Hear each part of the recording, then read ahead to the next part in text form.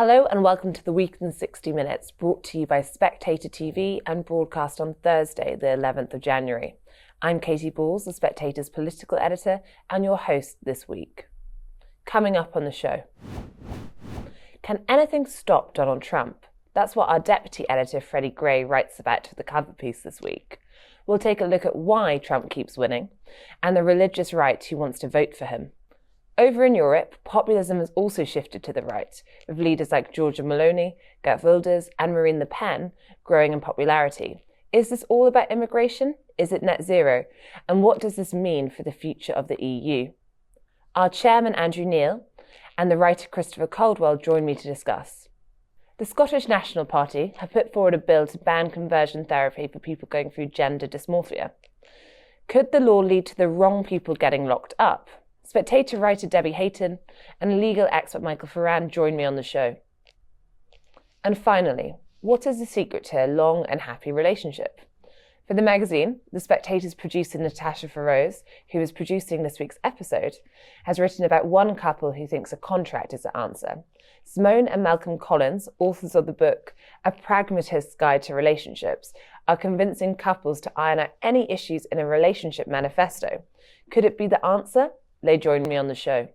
Before we get going, if you enjoy Spectator TV, do subscribe to our YouTube channel. Just click the subscribe button at the bottom of this video and tap the bell icon so you never miss an episode. I should also say that the Spectator broadcast team is hiring. If you think you could produce this show, perhaps do it better, or produce any of our podcasts, then why not apply? Our applications window is open until the 21st of January, and the link will be in the bio of this video. Join us. First up, for the cover piece this week, Freddy Gray has written about Donald Trump's second coming. Faced with 91 felony counts and fierce political opposition, the former president keeps going, and it looks like he might keep winning. Is he invincible? Freddy joins me now to discuss. Freddy, thank you for joining Spectator TV this week and on your birthday. Yeah, it is my birthday. Do you want to tell viewers how old you are? Yes, I do. A lot. I'm 44 today. Now, in the magazine this week, you write about Donald Trump's bid. Now, there's still various stages to go through. He's not yet the Republican candidate, but you say that's pretty nailed on at this point. I think so. I mean, I think it's quite fun for journalists and pundits and analysts to say that, Ron DeSantis' ground game in Iowa is really good. He could win Iowa next week. Nikki Haley starting to look quite a bit of a threat in New Hampshire. And New Hampshire, which is the week after Iowa, is famously this open primary where anyone can vote, pretty much anyone can register to vote. And so therefore independents could sway it for Nikki Haley.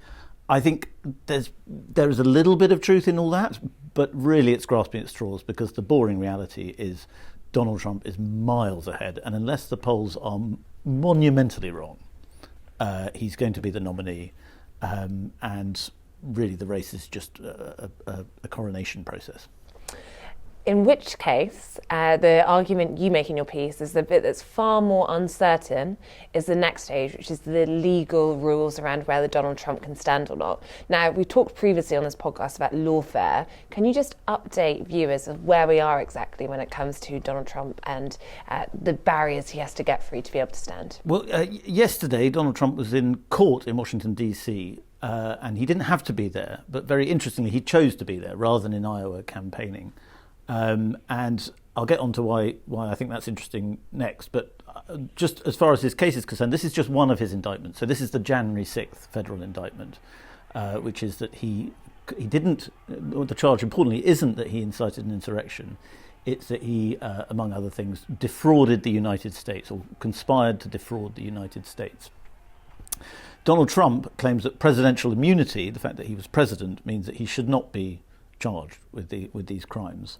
And so his lawyers were making that case in DC, and it sounded very much yesterday as though the judges were quite sceptical about Trump's lawyers' claims of presidential immunity. So it looks as though he'll be rejected and he will go ahead to court on that indictment in March. The reason I think it's interesting that Trump chose to be there rather than in Iowa campaigning or anywhere else is because it shows that Trump knows how good the indictments are for him, or he believes they are good for him. And so far, he's been right. every single indictment produced a further rise in his polling. The mugshot, the famous mugshot in August of him in Fulton County jailhouse, that is, if you look at sort of the chart of his polling from that moment, it's just gone up and up and up and up. So Trump has, it's a risk because of the way it plays out in the national, but certainly among Republicans, Trump knows that these trials mean that the race is over because everybody's talking about Trump. They don't care about Ron DeSantis. They don't particularly care about Nikki Haley. And do you think one of the other things that's benefited him is clearly this is a lot of publicity and this sense that he is being stopped and people are not having a right to have their say. But you also have the fact that because he is prolific, because he was previously president, it's almost like you've had an incumbent in a way that doesn't usually happen when you're picking your candidate for one of these. Yes, I mean, I think the incumbency factor is very strong. I mean, the Republican machine is his to a certain extent. Republican politicians and local activists and so on, if they want to get on in the party, if they want to succeed, if they're ambitious, they probably have to be very careful not to say anything bad about Donald Trump publicly. So he has a kind of stranglehold over the Republican Party, and he has for a long time. That makes him very different to your usual candidate. It makes him very different to the candidate he was in 2016. He's hard to beat, if not impossible to beat, as far as the Republican side is concerned. Now, there are different indictments, as you mentioned, different legal challenges for Donald Trump. Some states where he's not even being put on the ballot at the moment. What do you think are the most serious in terms of stopping his route to getting there? I think the most sort of dramatic in terms of, on the not just the legal side, but the public side will be the January 6th stuff, which is why Joe Biden's been talking about it this week. Joe Biden went to Valley Forge in Pennsylvania and did a big speech to mark the third anniversary of January the 6th. I think that one is the big one, I think, if he goes down for that. But the point is, the way Democrats talk about him, they talk about him like he's Al Capone. So it doesn't really matter which one they get him on, whether it's, some complicated tax thing that just gets him put in jail or thrown away or just convicted or found guilty in court. They talk about him as though he's such a monster that it doesn't matter what they get him, they just got to get him. And what about the idea that he could run from a jail cell and then pardon himself? Well, he could do it. And, Eugene Debs has ran for president, a socialist, ran for president before and got about 1 million votes, which was pretty surprising for a socialist in America. There is, obviously, if he's in jail, it's just very impossible to imagine what that will be like, whether he will continue to run. I imagine he probably would. Whether Americans will still find the willingness to vote for him. I think probably not is the answer, but then you do have to remember that Americans have a very different understanding of the legal system than British people do. I think when Brits talk to Americans about this, a bit of things get lost in translation, because the American political system, legal system, is very obviously politicized, and everybody knows it, and so there's a sort of contempt for it that you don't have in Britain. Now, one of the interesting things you write about is evangelicals and the fact that this vote base seems to be moving towards Donald Trump, which is surprising given they weren't usually associated with him. So what do you think is the allure of Donald Trump 2.0 when it comes to this? Well, white evangelicals love Trump. He got 80% of their support in 2016. I think he got slightly more in 2020. And what's interesting is that these are not the evangelicals of their parents' generation. They don't go to church as much, and yet they identify with Trump in an almost religious way. I think there's been a lot of rubbish spoken about this, but there's some very interesting research by Pew, which shows that people identify as evangelical now because they support Trump, which means that he's actually a sort of Baptist figure in some ways for the American right. And that politics has become the master identity, as some professor told the New York Times this week, in that people identify politically as somebody who supports Trump, and then they decide that they're an evangelical. And that's a major shift in America, and Trump has really been able to capitalize on that. And I think people underestimate the extent to which the sense of him as a sort of spiritual warrior is actually quite alive and real for a lot of Americans. I mean, you just have to look online, and obviously, there's always crazy stuff online, but it's a significant thing that a lot of people think of Trump as some sort of divinely ordained figure who has come to restore America to greatness. That sounds crazy to us, I know, but a lot of people believe it. And even if you don't believe it, as I try and say in the piece, the Church of Trump is quite broad. You don't really have to believe that he's divinely appointed, but you can say, actually, look at the Democrats. What are they doing with the legal system? Why are they persecuting him like this? To start thinking that, maybe there's something very unique about him. And that, I think, explains his appeal. Now, we talked about things that we're uncertain on, so of course how this lawfare works, what will happen in the courts. The other question is, who will his running partner be? Now, we're starting to see several, I think, female politicians, thanks to comments Donald Trump and those close to him made, suggesting he might go for a female running partner this time around, trying to almost position themselves. Who are the runners and riders? Well, I like that Donald Trump said he likes the concept of a woman being his vice president. Don't we all? And we've read a lot into that. So yes, there are various women seem to be competing. Carrie Lake is putting herself front and centre. She's doing a lot of greasing up to Trump world. I think she's going to do a big speech next week. She is a television presenter turned governor candidate who has actually failed, but like Donald Trump, complained about the result. And then there is, of course, Nikki Haley, who everybody thinks Trump might do what he did in 2016, which he surprised people by picking a sort of establishment choice. And people think that he might do that with Nikki Haley. They actually have quite a good relationship, Nikki Haley and Donald Trump. And that's possible, although Trump world is far more radical now, and Donald Trump Jr. promised crowds of his adoring Trump fans that he will not let his father appoint Nikki Haley. And so that leaves Elise Stefanik, who is also mentioned in Amber's piece. And there are other people, like some people think he might choose Tulsi Gabbard, who is a sort of maverick Democrat who now presents occasionally on Fox News. So there are various women runners and riders. I think the thing with Trump is he likes to keep everybody guessing. And he sees it as this is the closest that it gets to reality TV, that it gets to The Apprentice, the show that he really loved doing, possibly more than anything else. So he loves that element of he's the bachelor, and he gets to choose who he wants to dance with. And just finally, if we do see Trump obviously be selected, get to a point where he is not in a cell, he is out there campaigning, what do you think the current, I suppose, perception of your average voter in America of Donald Trump is? Not the, hardcore Republicans that get to pick the candidates. How is all this looking to them? Well, I think the thing to remember about Americans and Trump is that so many people love Donald Trump intensely. So many people hate Donald Trump intensely. There is a large number of Americans who don't feel very strongly about Donald Trump. And I think it's those people who will decide the election. They probably don't like him very much as a person, but then they're going to look at the economy and think, was it better then than it is now? And they may well say yes. So obviously in such a huge country, you have enormously differing views of Donald Trump. I think the thing to remember is that if you speak to most Americans, they won't be as passionate about Donald Trump as probably the people you see in the media. Thank you, Freddie, and happy birthday. Thank you, Katie. That was my best birthday present I could have ever asked for. Could 2024 be remembered for Europe's populist revolution? Journalist Christopher Caldwell writes about this for the magazine this week. We've seen this anti-immigration nationalist trend in Italy, the Netherlands, Sweden and Poland. So who could be next? And what does it mean for the European Parliament elections in June? Joining me to discuss is Andrew Neil and Christopher Caldwell. Christopher, Andrew, thank you for joining Spectator TV today. Christopher, you write in the magazine this week that you challenge the idea that populism has peaked. What is your evidence for this?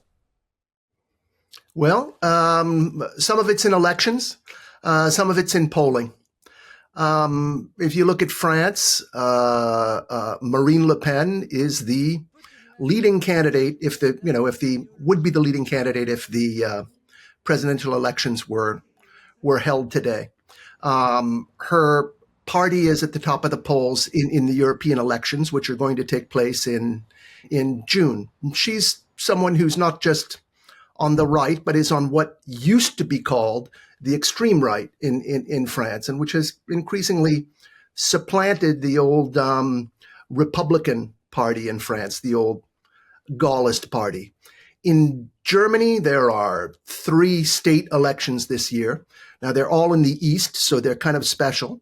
But the Alternative for Germany, which is the rightmost party in Germany, is leading all of them. Geert Wilders, just to everyone's shock, in Holland, just finished at the top of the polls in their lower house elections. There's a little bit of contrary evidence, including the Polish election last October, where Donald Tusk's civic platform won. But in general, we appear to be in the middle of quite a wave. And Andrew, do you agree with that when it comes to who the key players are who are driving this shift to the right? Yes, I think Christopher's article in this week's Spectator is full of sound common sense.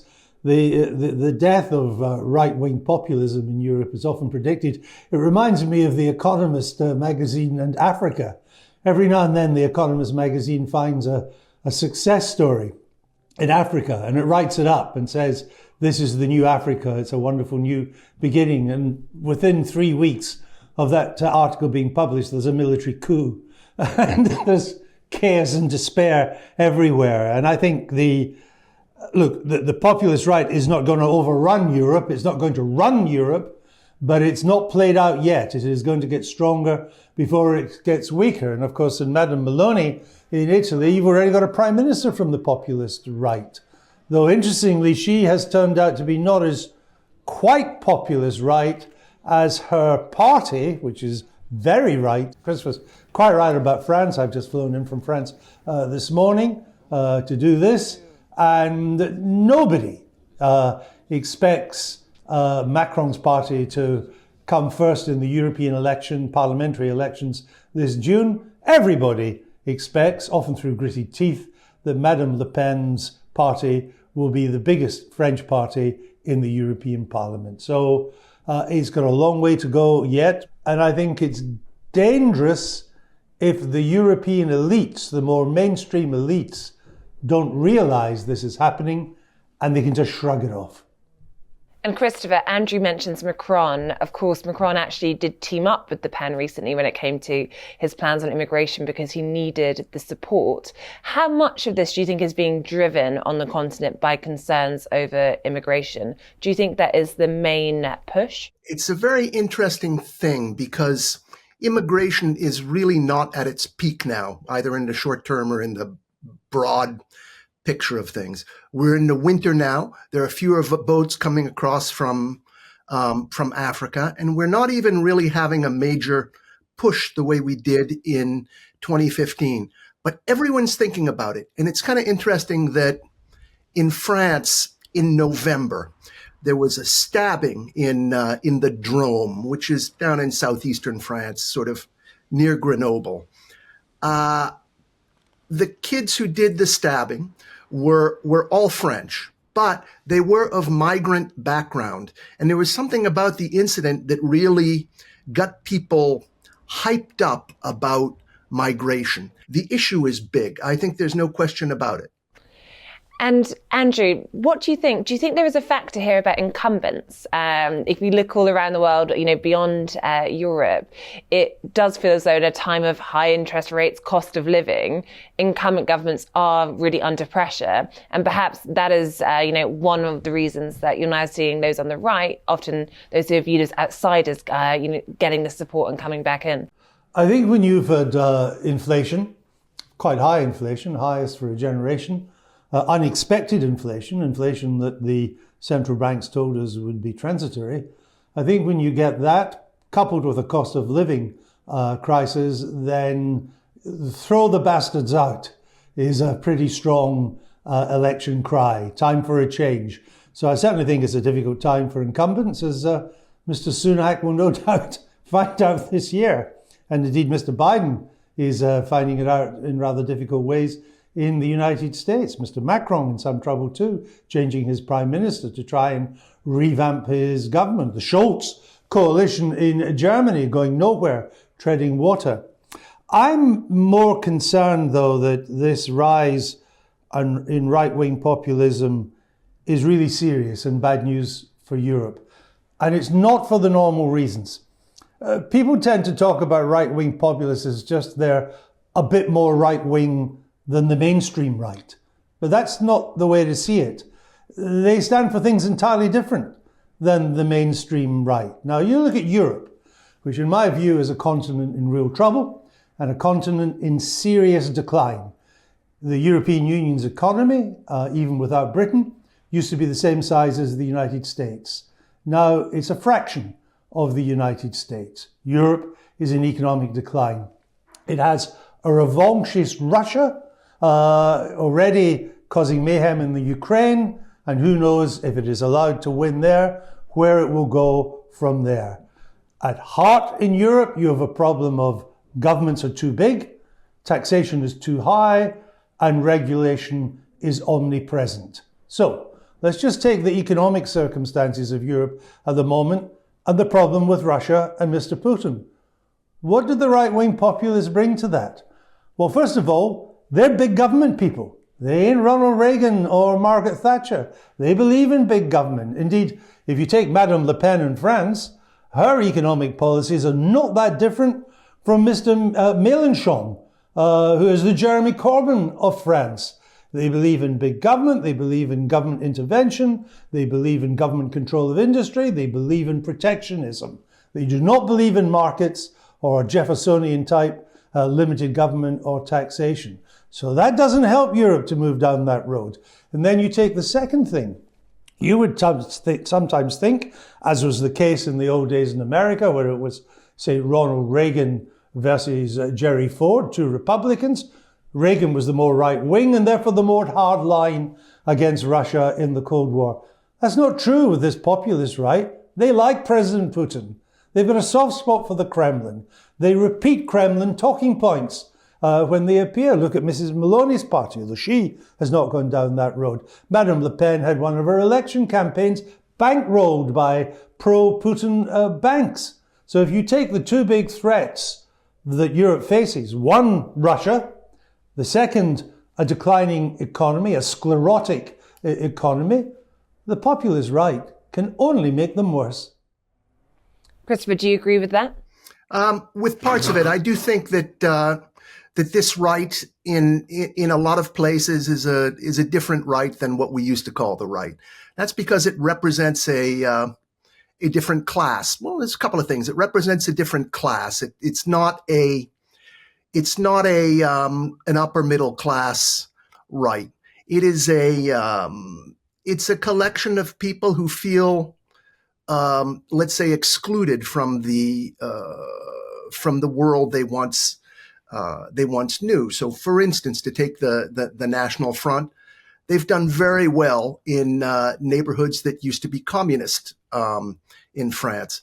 There's also a sort of a historical difference. I think Germany has had a really good last 20 years, but none of these continental countries really had the experience of let's say a free market boom, the way the United States and the UK did under Reagan and Thatcher, respectively. So there's not quite the same push for an unshackling of entrepreneurship on the continent the way there would be in more Anglophone cultures. When it comes to some of these elections coming up and the rise of the parties, which do you think it could have the most profound effect? Do you think it is perhaps the Pen gaining ascendancy because of that, Putin tendency, or ultimately is the big deciding factor going to be actually what happens in America, because so much of our foreign policy comes from America? Well, I think the election to keep an eye on in Europe for the state of things to come, or the shape of things to come, is for the European Parliament. Now, of course, the European Parliament is of no geopolitical significance whatsoever, but it does tell you how Europeans are thinking. And I expect the populist right bloc, made up of parties from not just France, but from Germany and Italy and many other, even some Scandinavian countries, I suspect that could end up being the biggest bloc in the European Parliament.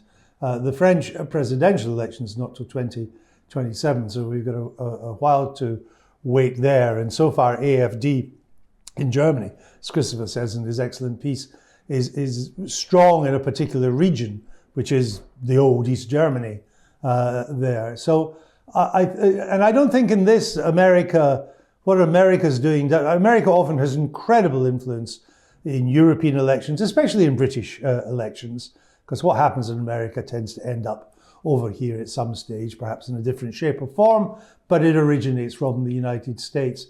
I don't think Europe needs that now. Europe's at a different part in its economic cycle. Could be that Trump, if he is re-elected, will reinforce the European populist right. But I think they're on their own trajectory here. I think that immigration will probably start ramping up again. That'll be a further prospect for, say, the Sweden Democrats. Not the Social Democrats, they're very different. The Sweden Democrats are right-wing populists. We've already heard from what's been happening in Holland. I remember there was a Danish right-wing populist many years ago whose defense policy was to put loudspeakers up on the Danish border and shout, "We surrender" in Russian. That was his defense policy. So I think we're in for a dangerous time here, and I think it's broadly based. As Christopher mentioned, Poland has bucked the trend for the moment, but that may not be forever. That may be rolled back quite quickly, in fact. And I don't know where this is taking us, because we now have a continent bereft of leadership. Britain has gone from the EU and can't provide it. The French and the Germans don't even get on anymore. The motor of the EU, which was the Franco-German alliance, that's gone. Macron and Scholz barely talk to each other. They don't like each other. Italy can't do it. Spain can't do it. I mean, the rising power in Europe is, of course, Poland, and that's now a formidable military power. But where will the leadership come in Europe, particularly if Mr. Trump does come back and hits us with a double whammy? He forces Zelensky to settle in Ukraine, giving away a huge chunk of his country, and he begins to undermine NATO. I mean, that is crisis with a capital C, and I think the rise of the populist right will make that crisis even worse. Christopher, Andrew's just set out why it's quite hard to see who would take on that leadership role. Do you think any of the current leaders or politicians rising up the ranks would be able to? I've been struck being in Poland, as Andrew says, by what a serious country it's becoming, and it's not just militarily, but every time I go there, it feels richer and more energetic.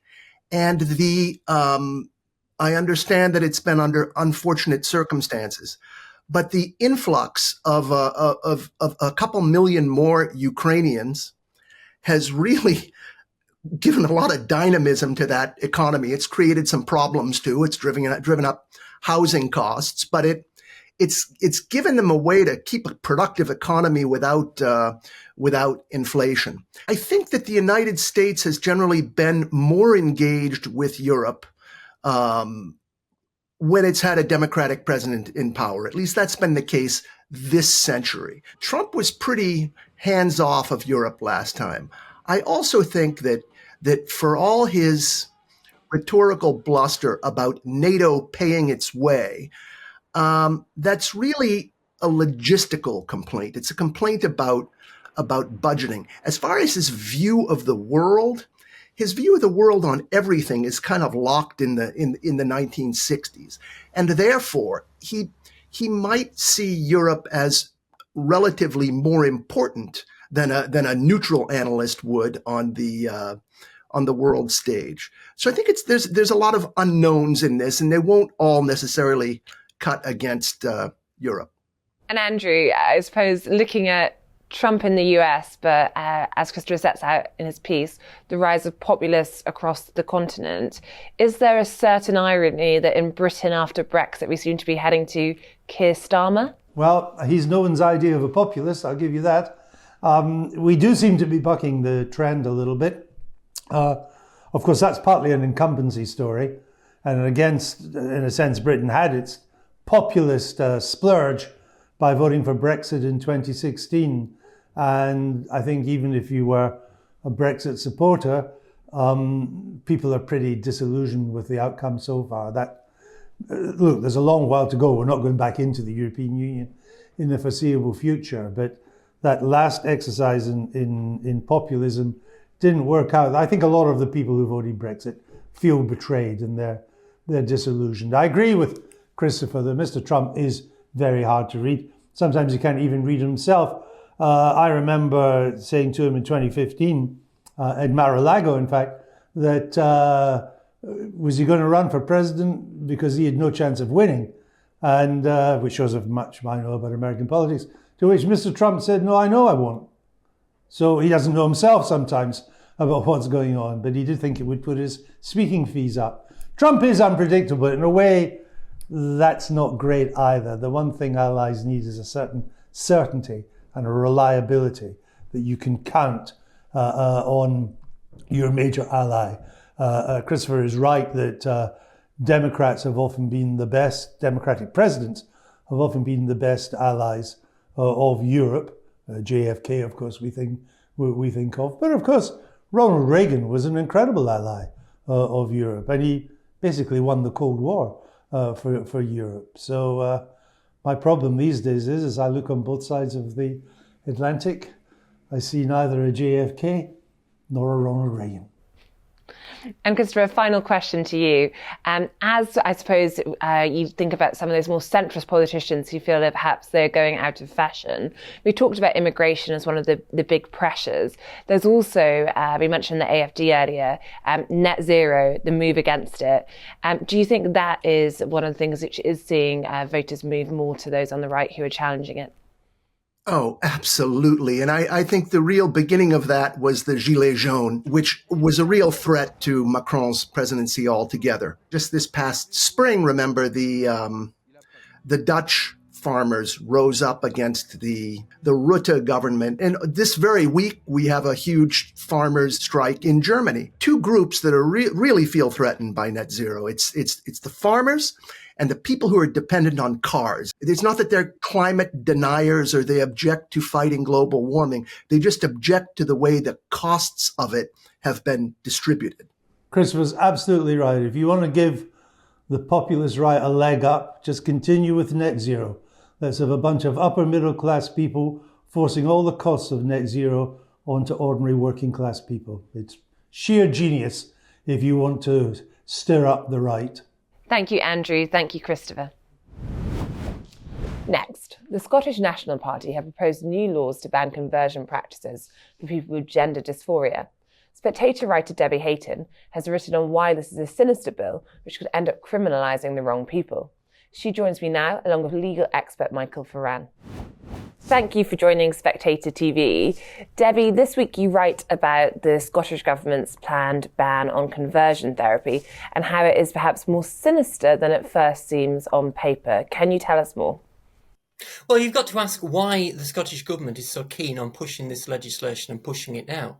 If you read through the consultation, their own consultation, it's clear that there is little need for any new laws. Coercive and abusive practices are already illegal. And they struggle to actually find any examples of where this law will actually catch things that the other law wouldn't. So you've got to ask why they're doing it. And the concern the whole time is that it will criminalise normal exploratory therapy so that therapists cannot challenge patients on what they say about themselves. And most worryingly of all, in my view, when children are involved, therapists may be in a position where they're unable to do anything apart from blindly affirm what the child tells them. Yes, and Debbie, in your article, you give an example of potentially someone going around to speak to a friend who's thinking about transitioning and how they could fall foul of this. Can you talk us through the example you offer? Well, it's just not clear what is going to be criminalised and what is not. The consultation talks about safeguards, but we're talking about pushing the criminality further than what it is at the moment. So at the moment, it's a criminal offence to try to change somebody's sexual orientation if you mean them harm, and that should surely be enough. So to push that further suggests to me that the Scottish Government is looking at those normal conversations where people don't mean anybody any harm. They just want to try and help. Michael, can you talk us through the practical implications of what's being proposed? So the proposal that they have here is quite extensive. There's a lot that they're trying to do, and simultaneously there's a lot that they're expressly saying that they're not trying to do. So Debbie has mentioned that there's a lot of this that's already covered by existing criminal laws. There's a lot of things that we would ordinarily understand when we think of the phrase kind of conversion therapy that would just be already covered under the law relating to assault or kind of anything that relates to kind of a physical attack on an individual. So what they're trying to capture here is talking to people and trying to convince people in the process of talking with them to change or to suppress their sexual orientation or their gender identity or their own perception of their sexual orientation or their gender identity. But there's a carve out in the proposal to ensure that if you're engaging this from the perspective of a healthcare provider, that's not going to be captured by the proposal. So it seems like the only people who are actually going to be captured by this proposal, the most likely people are going to be people like family members or friends of individuals who are talking to them and are going beyond what you would ordinarily kind of describe as just kind of exploring someone's identity. But for example, let's say you have a mother of a teenager, and the teenager is a biological female who has in the past expressed same-sex attraction and is now identifying as a boy. Now, if the parent had responded to that child and said, "No, you're not a heterosexual boy. You're probably dealing with some kind of internalized homophobia. You likely are just a lesbian, and we love you, and we are happy to affirm that." Well, that could become a criminal offence now, because what's happening there is that the parent is purposely trying to engage in a conversation that is challenging the individual's self-assessment of their own identity. That's the most likely thing to be practically captured by this.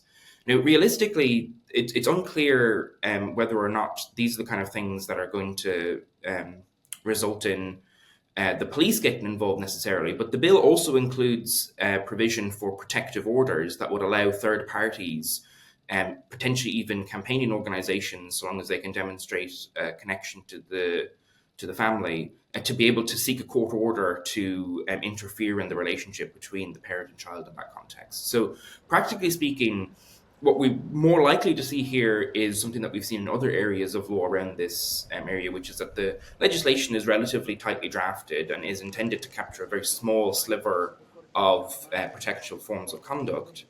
And then it's then represented outside of the legislative legal framework in kind of society and in advocacy organizations as something much more broadly encompassing than it actually is, which will then create a chilling effect, or will create this kind of practical problem that causes people to modify their behavior, even if what they would have been doing in the past is not this new criminal offense. So there's a real danger that people talking to their family members or their friends and expressing views like, "I don't think it's possible to change biological sex," people might think that that's being captured by this bill when in fact it's not. The bill specifically has a carve out for that as well. So there's a lot of carve outs in this bill or this proposal that will, it shows that the Scottish government has been thinking about the implications of this for potential legal challenges that they might be facing.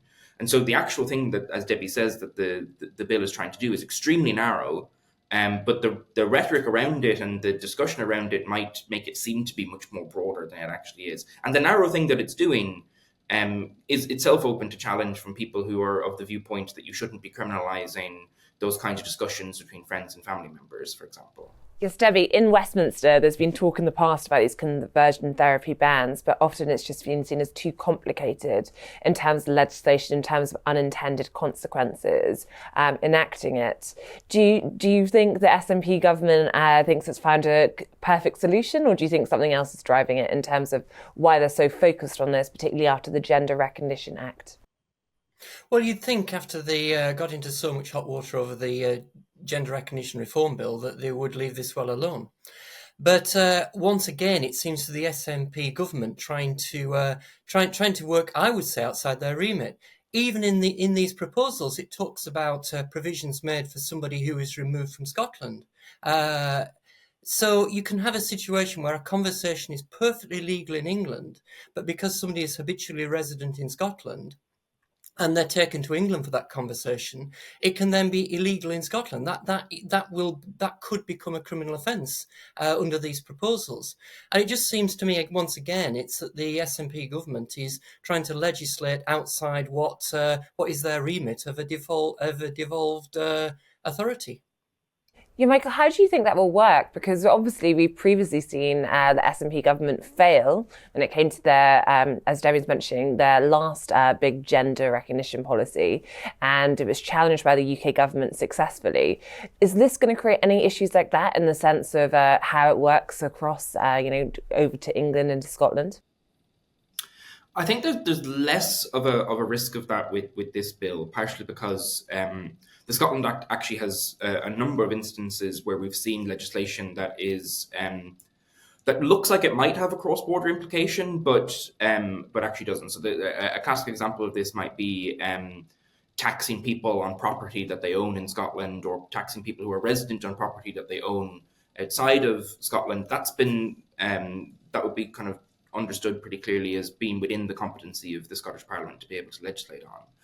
The issue here is kind of twofold, and it's more related to things like human rights. So things like the freedom of expression, freedom of religion, freedom of belief.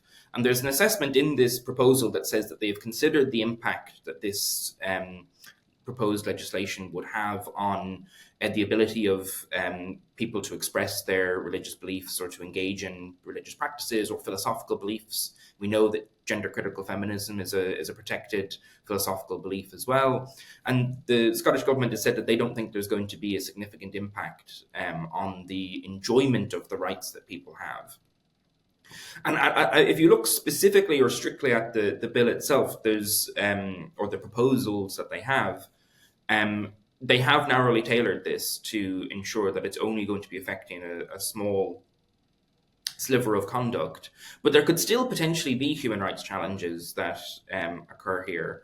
And those challenges that the Scottish Parliament is not empowered to breach international human rights obligations under the European Convention of Human Rights. And so you could potentially see challenges here as well. And you could also see challenges in terms of how the proposals are implemented. So it's one thing if on the books it says that they're not going to be using this to criminalize people expressing their lawfully held views, or they're not going to use it to criminalize therapists engaging in exploratory therapy with patients.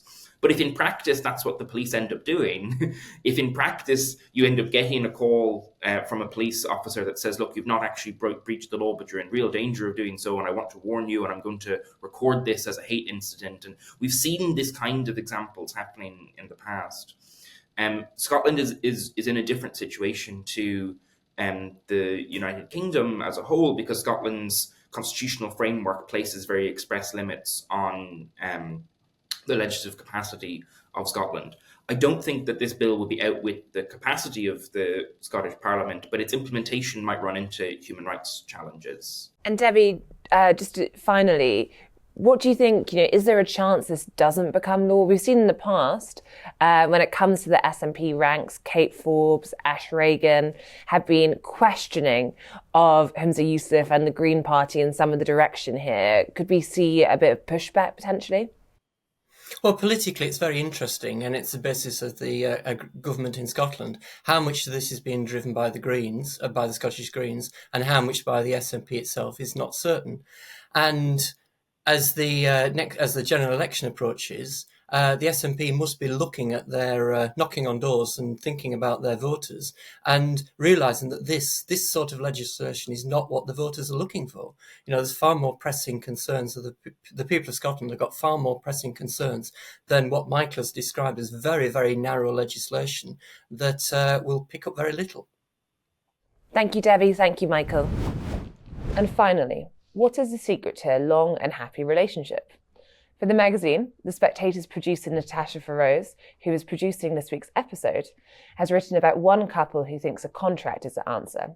Simone and Malcolm Collins, authors of the book A Pragmatist's Guide to Relationships, are convincing couples to iron out any issues in a relationship manifesto. Could it be the answer? They join me now.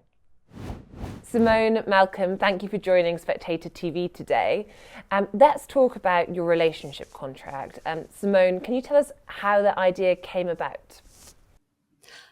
I don't really know how it first came about. I think Malcolm and I started really enjoying hearing relationship disaster stories when we were dating. This was even before we were engaged. And then it led to conversations of like, okay, well, what would we do in this situation? What would we do, if we were married and our parents were, elderly and infirm and they wanted to move into our house? And then, after we discussed these things, we're like, well, we should, I'm assuming we were probably, and Malcolm, you can correct me, we decided to write them down. And then we decided to become a lot more systematic with it. So then we actively sought out every possible way that people ended their relationships, that their relationships went sour, and then made an effort to pre-negotiate those things before they became heated concepts. But this was, again, well before we were ever engaged. So it's pretty impressive. I think it's important to remember that every marriage is a contract, and that contractual agreement differs between cultural groups. Expectations, if I'm entering, an Islamic marriage in the Middle East, are going to be very different than expectations if I'm entering a generic American marriage versus a marriage in a more strict religious culture within America. The problem we have in our society now is that because we have so many different cultural groups intermixing, and because cultural norms are shifting every year, two people can enter the contract of a marriage thinking that they're agreeing to the same thing when they actually are internally agreeing to two completely different sets of rules and two completely different internal contracts. And so what we were doing when we were putting all of this out is being like, let's make sure that both of us understand what we're really agreeing to with this marriage. And when you started writing it, Malcolm, I wondered, did you expect it to be as long as it ended up being? Or did you find that, you'll think, it's just these things, and conversations would lead to more conversations and more things to discuss to put in the contract? Yeah, I guess I kind of expected it to be longer because we tried to be exhaustive about it. We tried to, we went through and we go to conferences and we just go table to table, interview people, old people, like what went wrong in your relationship, what went right in your relationship.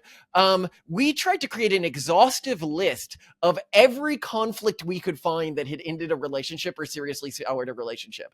And it turns out that, while it's long, like, maybe like 10 pages or something like that, the common conflicts kept recurring. And there was some stuff like the one Simone mentioned that I hadn't thought to go through. I will say some things, I'm always shocked when somebody's like married and they're like, we just never thought to discuss whether we wanted kids or not. It's like, how that seems like the first thing you discuss. Simone, was there anything when you were going over the contract that surprised you about Malcolm? Things that perhaps you thought you might agree on, and then you realised, we have different views? Yeah, and this is actually one of my favorite things about negotiating a relationship contract, because there are lots of things that maybe one partner may just assume is going to happen by default, but doesn't really care about, and the other partner actually does care about. And if these things come up later in a heated kind of context, they could become really toxic for the relationship. So, for example, I grew up in a really progressive society, and I just assumed that if I got married, I'd never change my last name. And to Malcolm, that was really important. And I was like, well, I'm not going to change my last name. And to him, that was a pretty big deal. And he explained to me exactly why, here are the reasons why, married couples with the same last name seem more aligned, all these other reasons. And so I was like, oh yeah, this actually doesn't really matter that much to me. And you're actually quite right. And so each of us, when negotiating our relationship contract, ended up changing our mind on a lot of default stances that we had just based on like the society that we'd grown up in. So I really appreciated that. And it really allows you to temporarily trade concessions that normally temporarily you wouldn't be able to trade. So for example, if you don't really care that much about like naming rights to kids, but you really care about home temperature, you can trade like we get my preference on home temperature and you get first naming right on the kids or something like that, right? But normally these two things would have like no temporal relation to each other. And a lot of people look at this and they're like, well, it's so rigid that you would write all of this out, you know? And I think that it's a completely living document. You know, we change it every year. But it is a list of expectations so that we understand, like, expectation wise, what we're going into things with it. And I think I would really recommend it to everyone these days. What happens if one of you breaches something in the contract? In the end, like, so you can set any couple can set whatever stipulations they have for rule breaking, and each different violation can have a different, you know, punishment. For example, like if you violate your agreed upon internal home temperature, you know, that's not going to be the same as if like somebody commits infidelity as defined in the contract, right? So for us, it's honestly just like, it's going to hurt my feelings. It's going to make me less happy in this relationship. And it's obvious that if enough things happen where that's the case, that probably that person is going to end the relationship. But the big thing that we don't have is if you do this, for example, like if you cheat, I leave you. Because typically what happens when that happens in a relationship is somebody cheats and it was assumed that they would then be left if they got found, but nobody leaves. And then there's sort of like everything else falls apart. All other expectations fall apart because, oh, wait, so now all the other rules, do they not get punished either? Like, is this kind of, you know, what matters anymore? So it is really important to only have punishments or penalties that will always be followed through. And frankly, if you're in a loving relationship and you care about the relationship continuing, just being sad or having your feelings hurt is kind of one of the most practical things to have there. And I can't help but ask, what is your agreed home temperature as per the contract? It's so it used to be 68 degrees. Now it is 58 degrees at night in one part of the house. And it's 50 degrees in the rest of the house because it's really expensive to heat our old farmhouse here. And we just bundle up. Just a few final things. I wondered, have you had, you know, friends, people you've met have started doing these relationship contracts? Because you've spoken about it. Would you encourage others to do it? What would your advice be? So we wrote a best-selling book called The Pragmatist Guide to Relationships, and we also do a podcast called Based Camp where we often talk about this stuff. So these ideas have gained some popularity, and everyone, I think, who engages with it ultimately appreciates it. A lot of cultural groups have sort of alternatives to this. So if you look at like Catholic relationships, they have like before you get married, you're supposed to go and have like marriage counseling with the church. And this is a useful thing to have. But as more and more people have moved back from these more traditional structures and cultures, they don't have these evoked sanity checks on marriage. And the relationship contract, more than anything, rather than it being a set of rules, I think a person can think of it as a sanity check on you deciding to get married to someone as an alternative to, you know, go seeing, you know, a local priest or a local psychologist or something like that before getting married.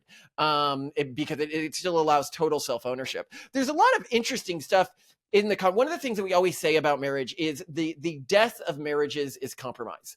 And this is the problem because a lot of people go into marriage expecting, well, if we ever have a disagreement, then we'll just compromise. The problem with compromise when you have disagreements is if one party wants, you know, 1 and the other party wants 8, I'm just giving some arbitrary values here, then even subconsciously, they're rewarded for exaggerating their positions. You know, the person who wants 1 is subconsciously rewarded for pretending they want 0. The person who wants 8 is subconsciously rewarded for pretending they want more than that. And this leads to a situation in which wherever the couple has any sort of difference, they begin to psychologically drift to even more extreme positions than they came into the relationship with due to this subconscious reward mechanism. And so one of the things that's really important to outline in the relationship contract is not just the expectations, but how disputes are resolved. because right now in society, we don't have a real expectation for how marital disputes are solved outside of, well, some sort of vague compromise or whoever appears to emotionally care about the issue more. But then if you create whoever emotionally cares about the issue more is the side that we default to, then that means that there is a subconscious reward for these huge emotional displays whenever an issue comes up. But instead, you can build systems where everything tied to home finances, one person is in charge of, everything tied to, X, another person is in charge of, or you can put all of the responsibility on a single partner, which is what we do in our relationship contract, which actually often leads to, and a lot of people are surprised of this, but a lot of people who've gone into and used our system have found that this works. The person who actually makes the ultimate decision, if you give the control completely to them, usually makes decisions which err on the side of preferencing the other person because they have gratitude for this level of autonomy that was sacrificed to them. And that's something that just as society, we don't really have an evoked set for anymore, but it is the way a lot of relationships used to be structured. And just finally, I wondered, Simone, if you think about, I suppose, the alternative, which is perhaps more a stereotypically British approach of not having awkward conversations and being very polite. Some would argue, perhaps sources close to myself, that there's quite a nice surprise in a marriage in a way of not knowing where you stand on everything. As you go on the journey, you find more things out. I mean, what would you say to that school of thought? I would say that's how marriages end up in unhappiness, abuse, divorce. This is like the worst possible thing you could do.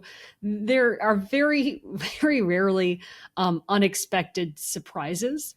It's almost always unexpected disappointments. Like, oh, wait, I thought we were going to have 4 kids and my wife wants to have 1 or none. Or, oh, wait, I thought my husband was going to help out around the house, but he expects me to do absolutely everything. So these things just, I've never really heard of them become unexpected surprises. We did this specifically because we really wanted our marriage to last. And now we're not saying everyone has to do what we did and make a Google Doc with revision history where we negotiate every single point. Though a lot of our friends have taken our template document that we created and, run with it and used it at least as a jumping off point for conversations. But a lot of people do just have conversations about these things. And that's, for example, what many church counselors do for couples before they get married. This is really common in the Catholic Church, where they will walk you through it. They'll be like, well, what number of kids do you expect to have? And then, you have to have that hard conversation. And our view with relationships is if it's going to end, let it end now so you can find the right person sooner. Don't waste 5, 10, who knows how many years on somebody who isn't ultimately going to help you live the life that you really, really want to live. You need to move on quickly. A breakup is a good thing, especially if it happens early. Thank you, Malcolm. Thank you, Simone. That's it for this week. Once again, if you enjoy Spectator TV, do subscribe to our YouTube channel and just click the subscribe button at the bottom of the video, tap the bell icon, and you will never miss an episode again. Thanks again for watching and do join us again next week.